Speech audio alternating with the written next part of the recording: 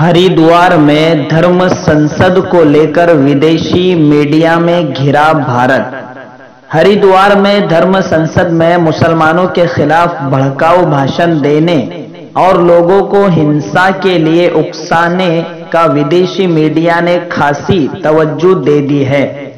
उत्तराखंड के हरिद्वार में इस महीने की 17 तारीख से लेकर 19 तारीख तक एक धर्म संसद का आयोजन किया गया था।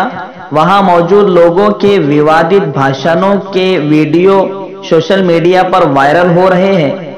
ऐसे ही एक कार्यक्रम 19 दिसंबर को देश की राजधानी दिल्ली में हिंदू युवा वाहिनी नामक संगठन ने आयोजित किया था, जिसमें वहां मौजूद लोगों को एक विशेष समुदाय के खिलाफ हथियार उठाने की शपथ दिलाई गई थी।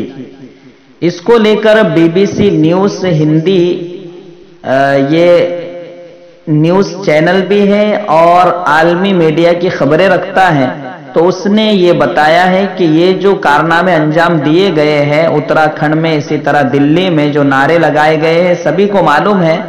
तो उसको लेकर आलमी मीडिया पर अब इंडिया की बदनामी शुरू हो गई है।